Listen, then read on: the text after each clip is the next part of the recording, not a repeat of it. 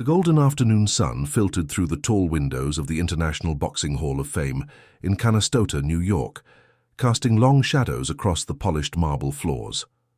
Manny Pacquiao stood backstage, his calloused hands trembling slightly as he adjusted his navy blue suit jacket for the third time in 5 minutes. The weight of this moment pressed against his chest, like the heavy gloves he had worn in countless battles. But this pressure felt different, deeper, more profound than any he had experienced in the ring. Through the thin walls, he could hear the murmur of hundreds of voices gathering in the ceremony hall. Boxing legends, sports journalists, family members, and fans from around the world had traveled to witness this historic moment. The kid from General Santos City, who once sold cigarettes on street corners to help feed his family, was about to be immortalized alongside the greatest fighters in boxing history. Manny closed his eyes and let his mind drift back to those early days in the Philippines. He could almost smell the humid air of his childhood neighborhood, feel the rough concrete beneath his bare feet as he ran through narrow alleyways, dodging vendors and jeepneys. His mother, Dionysia, had worked tirelessly, taking on multiple jobs just to keep food on their small wooden table. His father, Rosalio, before his passing, had struggled with his own demons, leaving young Manny to become the man of the house far too early. The memories flooded back with startling clarity. He remembered the first time he stepped into a makeshift boxing gym, nothing more than a converted garage with a torn, heavy bag hanging from rusted chains. The local trainer, a weathered man named Isagani, had looked at the scrawny 12-year-old with skepticism. Manny had no proper shoes, no gloves that fit, and certainly no money for training fees. But something in his eyes, a desperate hunger that went beyond physical need, had convinced the old trainer to give him a chance. Those early training sessions were brutal.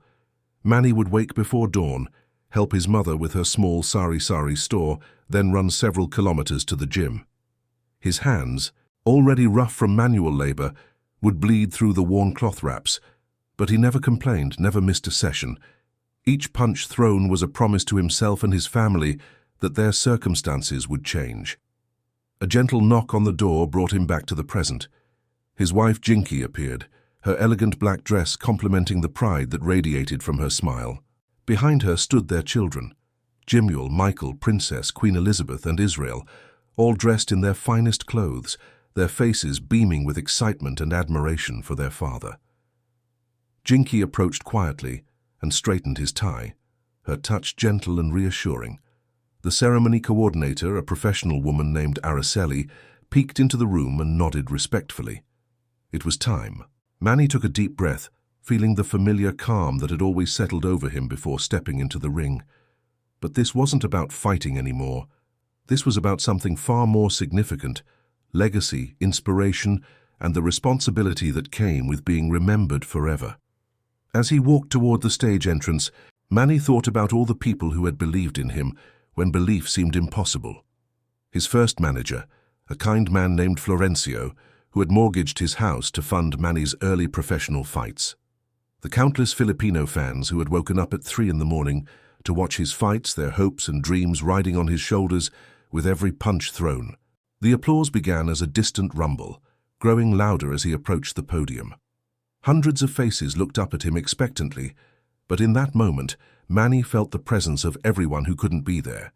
His father, his childhood friends who never made it out of poverty, the young fighters still dreaming in gyms across the Philippines. This speech would be more than words. It would be a bridge between his past and his future, between the boy who had nothing and the man who now had everything. The spotlight felt warmer than any arena lights Manny had ever faced.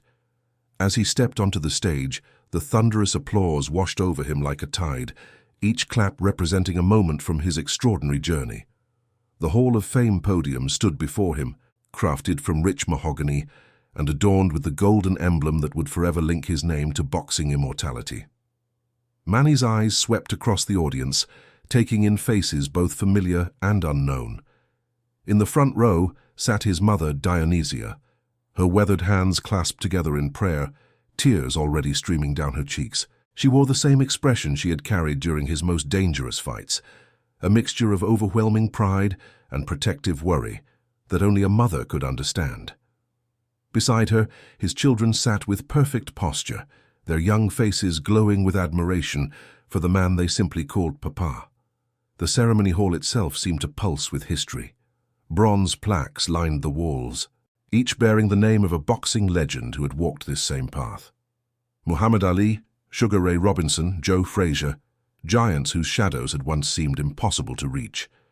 Yet here stood the boy from the Philippines, about to join their eternal ranks. As the applause gradually subsided, Manny felt his mind drift to a specific moment from his childhood that had shaped everything. He was 8 years old, sitting on the cracked concrete steps of their small house in General Santos City. His stomach ached from hunger, and his mother had just returned from another failed job interview. The electricity had been cut off again, and the evening darkness seemed to swallow their hopes. That night, a neighbor named Wilfredo had approached their home, carrying a small battery-powered radio. The man, who worked as a security guard and barely earned enough for his own family, had heard about their struggles. Without saying much, he had placed the radio on their table and tuned it to a boxing match. The crackling voice of the announcer described a Filipino fighter competing overseas, his fists carrying the dreams of an entire nation. Manny remembered how his mother's face had changed as they listened. For the first time in weeks, she had smiled, not the forced smile she wore to hide their pain, but a genuine expression of hope. The fighter on the radio was winning, and with each round their small living room seemed to grow brighter despite the darkness outside. That moment had planted a seed in young Manny's heart. Boxing wasn't just about fighting, it was about transformation, about carrying something larger than yourself into battle. It was about proving that circumstances didn't define destiny, that a person's beginning didn't have to determine their ending. The memory shifted to his first professional victory, fought in a small venue in the Philippines, where the crowd was so close he could see individual faces in the audience. Among them sat an elderly man named Emilio, a retired teacher who had spent his life savings to attend the fight.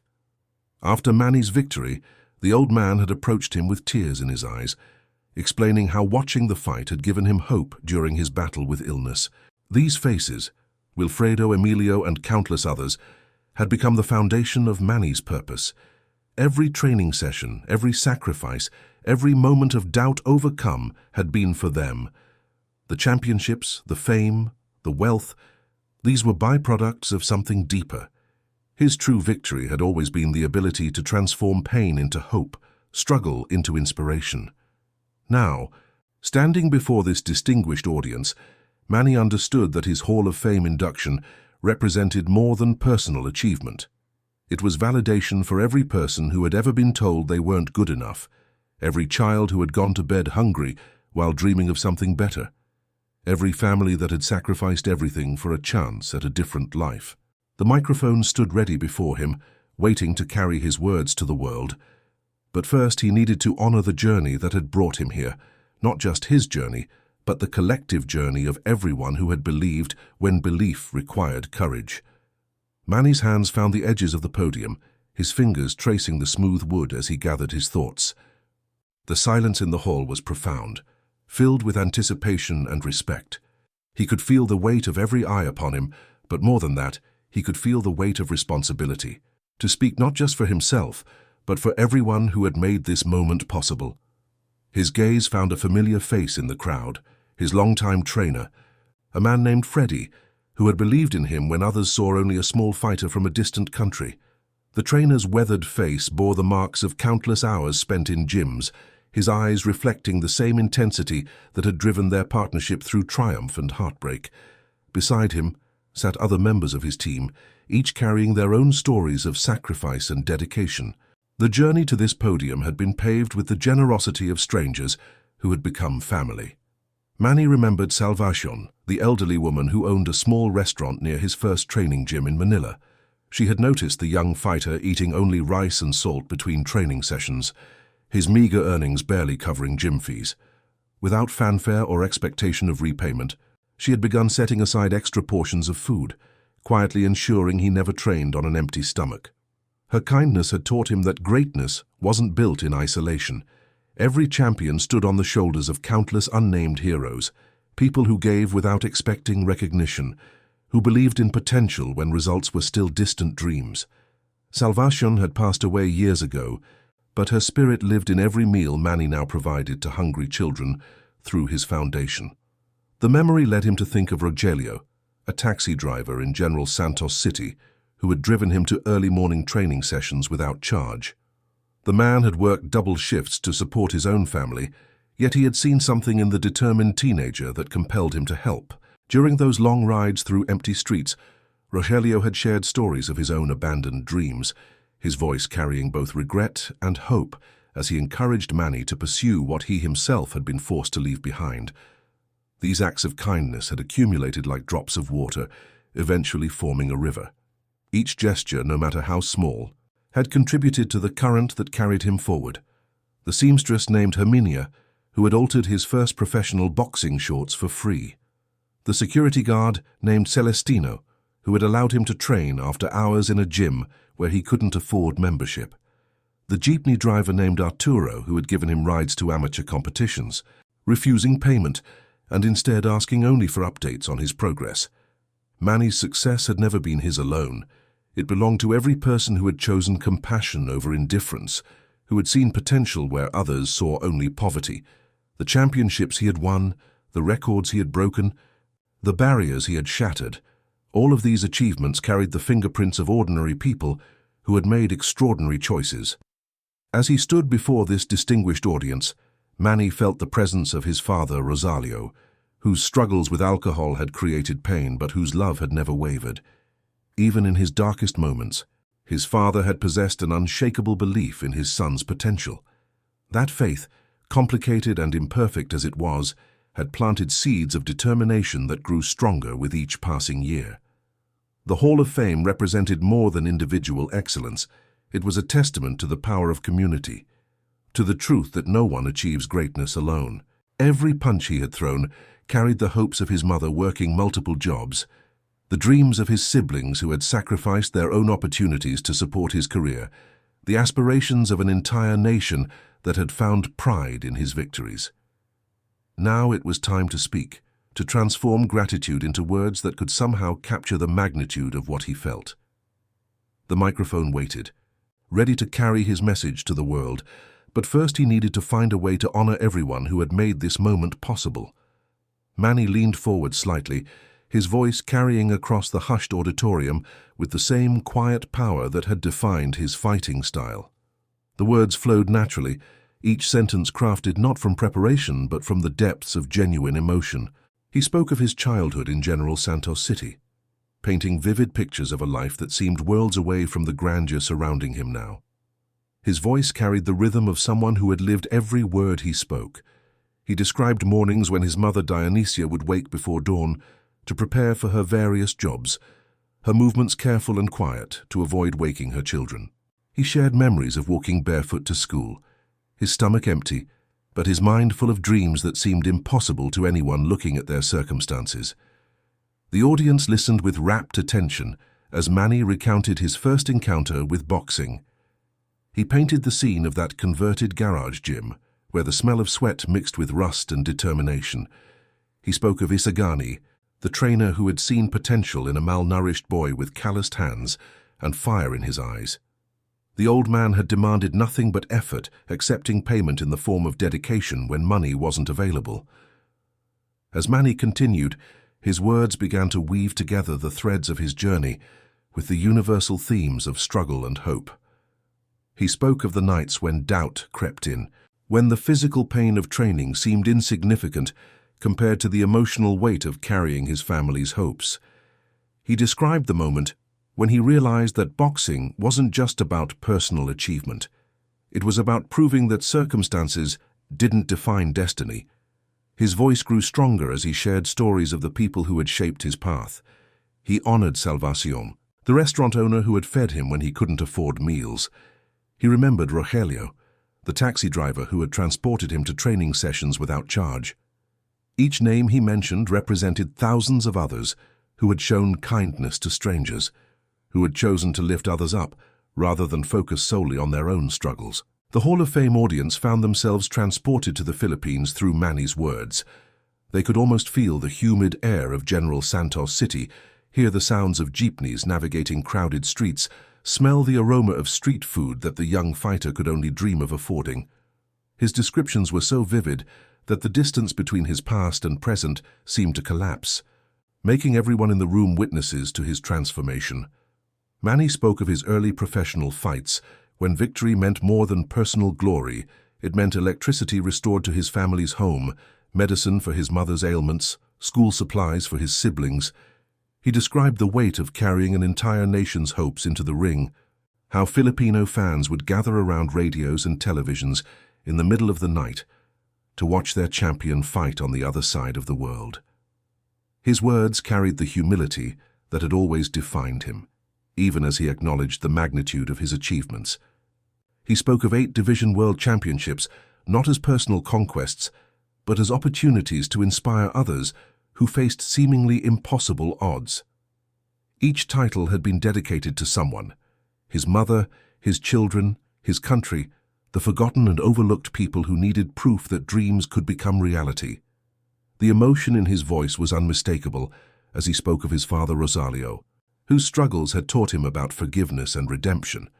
He honored his wife Jinky, whose strength had anchored their family through the chaos of fame and success. He celebrated his children, Jimuel, Michael, Princess, Queen Elizabeth, and Israel, who had given him purpose beyond any championship belt. As his speech continued, something began to shift in the atmosphere of the hall. The formal ceremony was transforming into something more intimate, more personal. Manny's words were building towards something significant, though the audience couldn't yet anticipate what was coming. The atmosphere in the Hall of Fame had shifted imperceptibly during Manny's speech. What had begun as a formal ceremony was evolving into something far more profound, a shared experience that transcended the boundaries between speaker and audience. The distinguished guests, many of whom had attended countless such events, found themselves leaning forward in their seats, drawn into the authenticity of his words. Manny's voice had found its natural rhythm, no longer constrained by the formality of the occasion. He spoke of boxing as a metaphor for life itself, the importance of getting back up after being knocked down, the value of preparation and discipline, the necessity of facing fear with courage. His words painted boxing not as violence, but as a pure form of human expression, where character was revealed in moments of extreme pressure. He shared the story of his most difficult fight, not against any particular opponent in the ring, but against the temptation to forget his roots as success accumulated. He described the moment when he realized that fame and wealth could become their own kind of prison if they separated him from the values that had shaped his journey. The real victory, he explained, had been learning to carry success with the same humility he had carried struggle. The audience could sense something building in his words, though they couldn't yet identify what it was. Manny spoke of responsibility, how every achievement created an obligation to those who were still fighting their own battles. He described visiting hospitals and orphanages, not as publicity events, but as reminders of why his success mattered beyond personal satisfaction. His voice carried a weight of understanding as he spoke about the loneliness that sometimes accompanied greatness. He described nights when the cheering crowds had gone home, when the cameras had stopped rolling, when he sat alone with the knowledge that millions of people looked to him for inspiration. The pressure of being a symbol, he explained, was both a privilege and a burden that required constant vigilance against pride and complacency. Manny's words began to focus on the present moment, on the significance of standing in this hall among the immortals of boxing. He spoke of feeling the presence of champions who had come before him, legends whose achievements had paved the way for fighters like himself. The Hall of Fame, he explained, wasn't just about preserving the past, it was about inspiring the future. He described young fighters around the world who were training at that very moment, their hands wrapped in cloth because they couldn't afford proper gloves, their dreams sustained by stories of champions who had risen from similar circumstances. His induction, he realized, wasn't an ending, but a beginning, a new chapter in his responsibility to serve as proof that transformation was possible. The emotion in his voice deepened as he spoke of gratitude, not just for his own journey, but for the opportunity to represent something larger than himself. He had become a bridge between worlds, carrying the hopes of the Philippines to global stages, bringing international recognition to a people whose strength and resilience deserved celebration. As his speech approached its conclusion, Manny's words began to coalesce around a central theme that would soon surprise everyone in attendance. Manny's voice began to carry a different quality as his speech moved toward its climax. The formal tone that had marked the beginning of his address had completely dissolved, replaced by something raw and deeply personal. He spoke now as if he were sitting in his living room, sharing intimate thoughts with close friends, rather than addressing a distinguished audience in one of boxing's most sacred spaces. He described the moment when he had first learned about his Hall of Fame induction. The phone call had come while he was at home in the Philippines, sitting on his porch watching his youngest children play in the yard. The news had overwhelmed him not with pride, but with a profound sense of responsibility. This honor, he realized, belonged not just to him, but to every person who had believed in the impossible. His words painted a picture of the sleepless nights that had followed that phone call. He had found himself thinking about all the people who had contributed to his journey, but would never receive recognition for their roles. The janitor named Hilario, who had kept the gym clean and safe for young fighters. The cook named Avelina, who had prepared meals for training camps, treating every fighter like her own son. The countless fans who had saved money they couldn't afford to spend just to watch his fights. Manny spoke of walking through the streets of General Santos City in the weeks before this ceremony, seeing children who reminded him of his younger self. Their eyes held the same mixture of hope and desperation he had once carried. Some were selling items on street corners to help their families. Others were training in makeshift gyms, with equipment held together by determination and duct tape. The weight of representation had never felt heavier than in those moments. Standing in this hall, surrounded by the greatest names in boxing history, he understood that his presence here sent a message to every child who had ever been told their dreams were too big for their circumstances. His induction proved that greatness could emerge from anywhere, that talent and determination could overcome any obstacle. He described the responsibility he felt to honor not just his own achievements, but the struggles of everyone who had never received their moment of recognition. The mothers who had worked multiple jobs to support their children's dreams. The fathers who had sacrificed their own ambitions to invest in the next generation.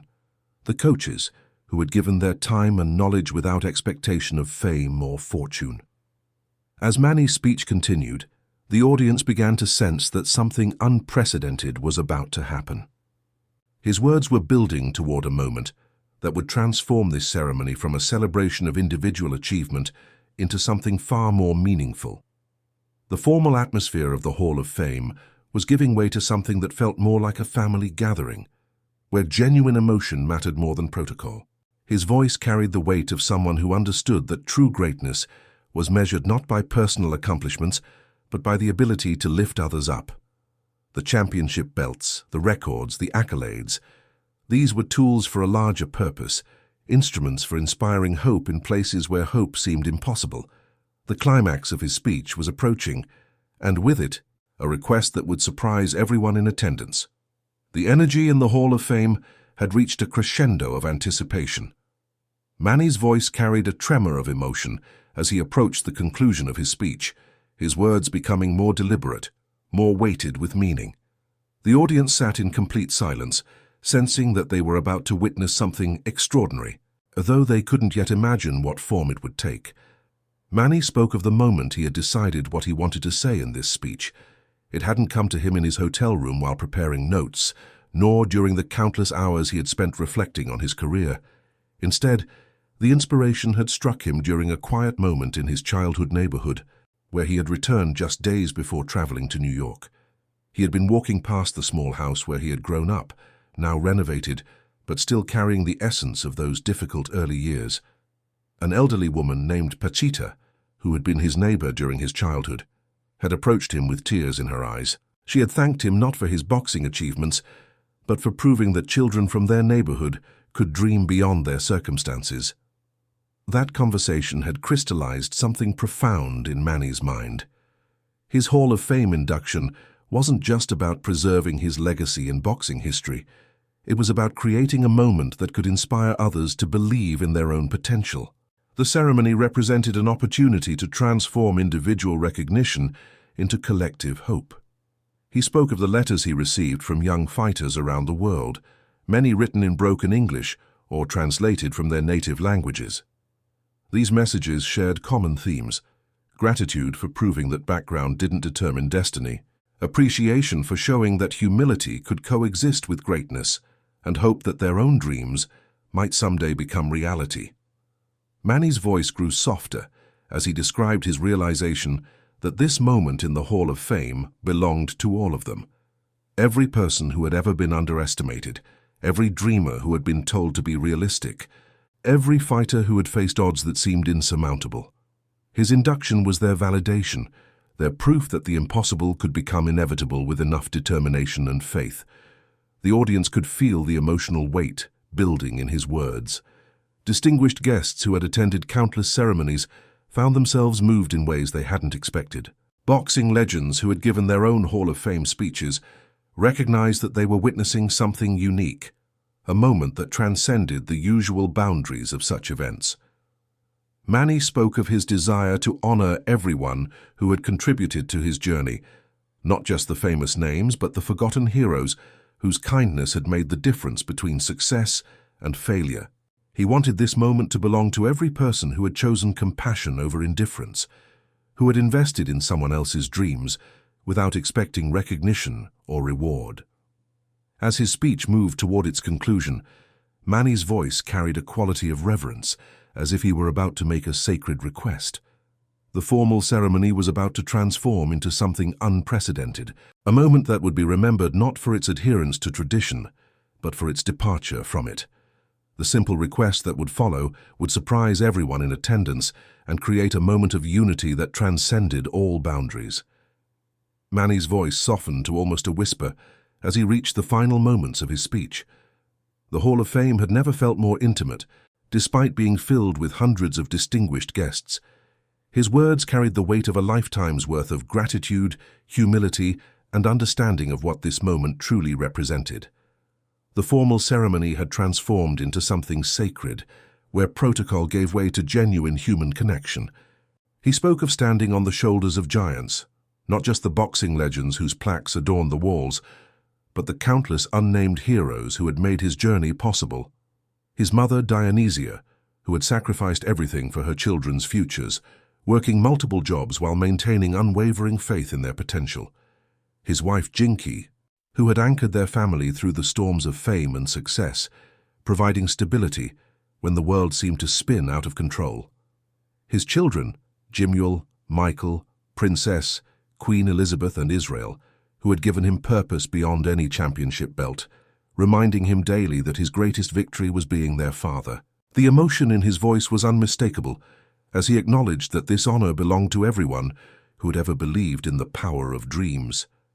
He spoke of the janitor named Hilario, who had kept gyms clean and safe for young fighters, never seeking recognition but understanding his role in nurturing champions. He remembered the seamstress named Herminia, who had altered his first professional boxing shorts for free, her skilled hands contributing to his preparation for greatness. Manny's words painted a picture of young fighters training at that very moment in gyms around the world.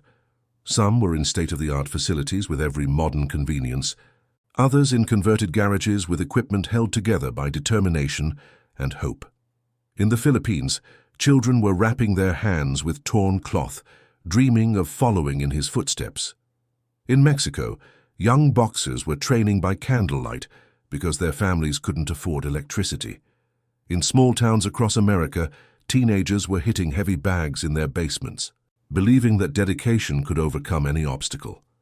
All of them shared the same dream that had once burned in his own heart, the belief that they could rise above their circumstances and achieve something extraordinary. His presence in this Hall of Fame sent a message to every one of them. Greatness could emerge from anywhere.